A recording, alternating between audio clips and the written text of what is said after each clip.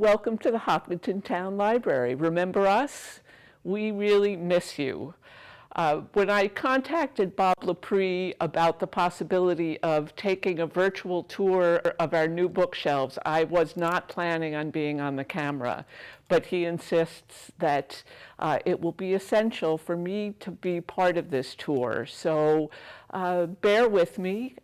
These are the new bookshelves. Remember them? One of the favorite places people come to the library for. I confess a lot of these titles are titles that were on the shelves in March and April when we closed down, and we have not yet started to get our new books in.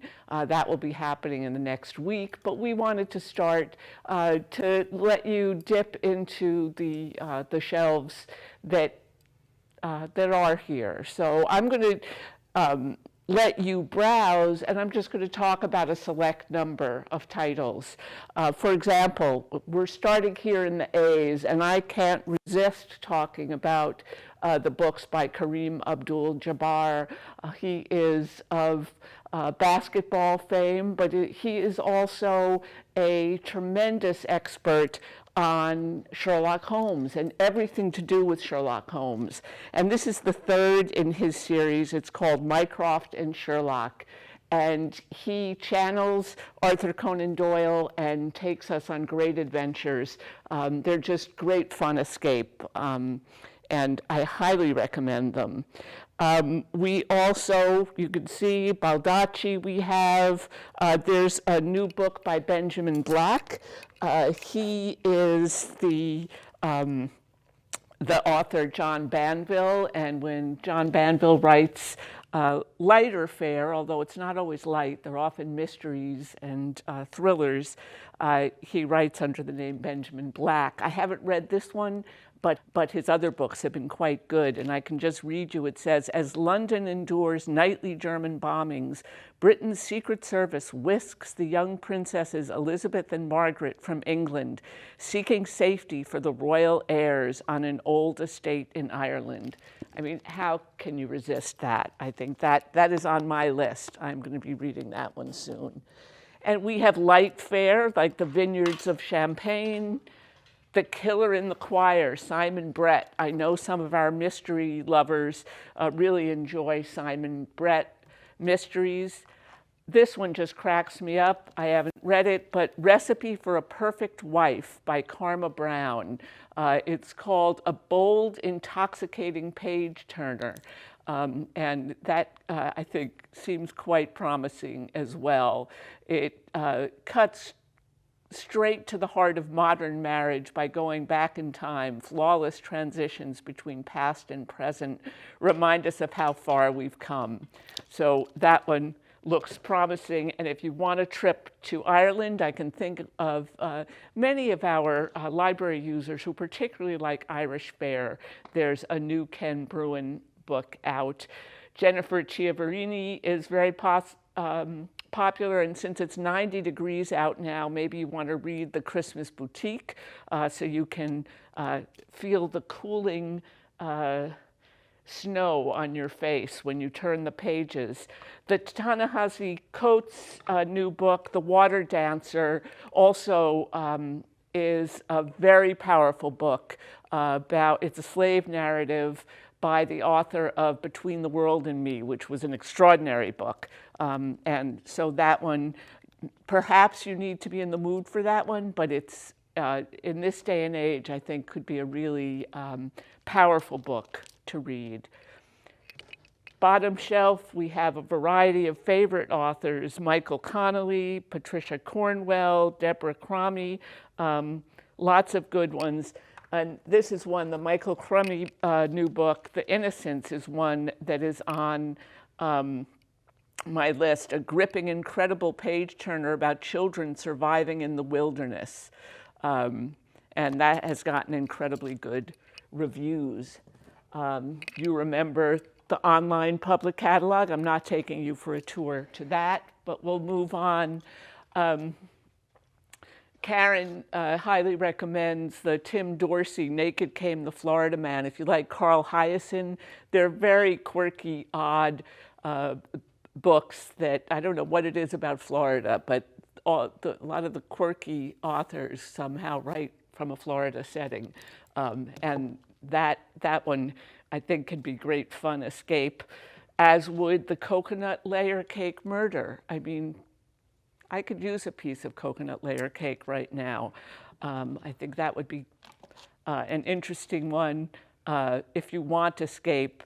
Perhaps a little less in the escape realm is the Booker Prize winner Girl, Woman, Other by Bernardine Evaristo, called an impressive, fierce novel about the lives of Black British families, their struggles, pains, laughters, longings, and loves. Her style is passionate, razor sharp, brimming with energy and humor.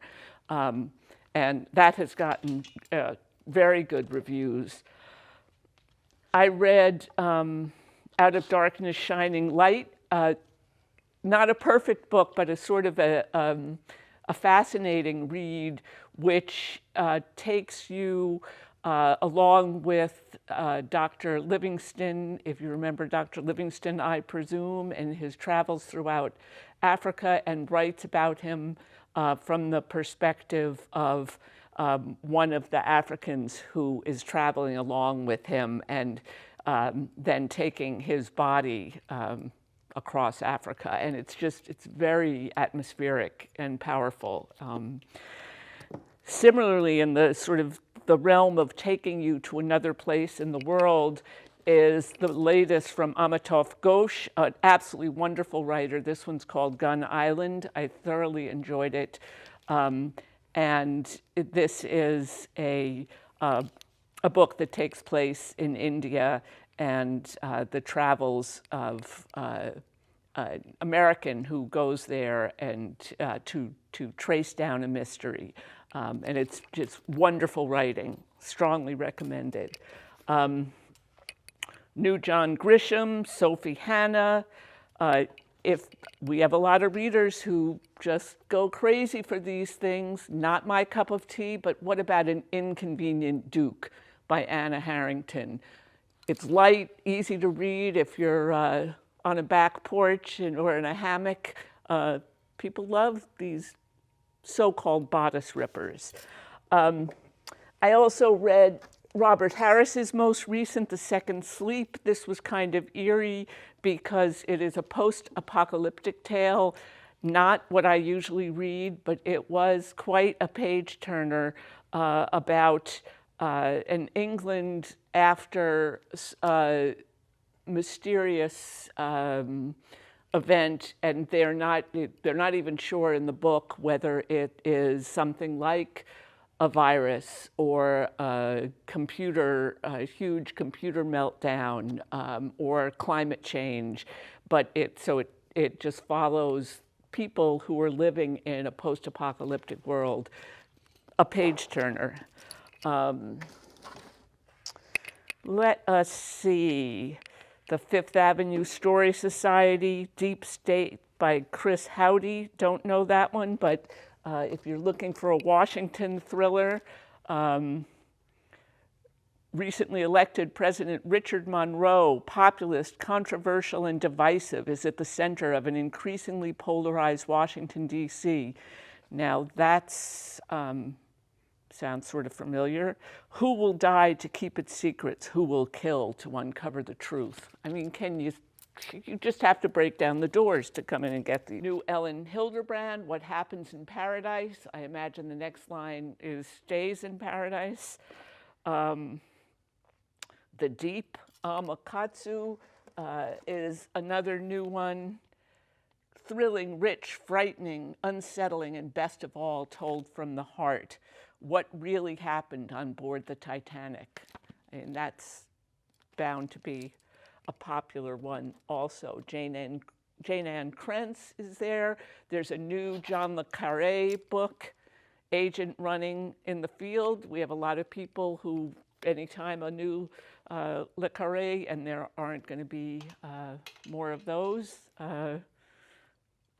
want to take those out. Donna Leon has a new one, Trace Elements. She has a great following.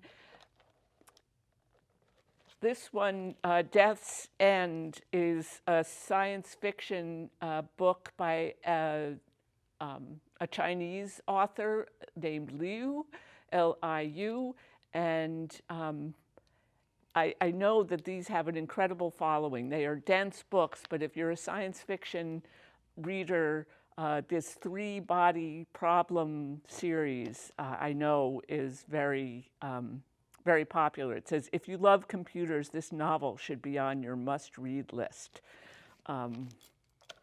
Attica Locke's Heaven My Home, The Darwin Affair, The Mirror and the Light, the third in the Hilary Mantel series about Thomas Cromwell.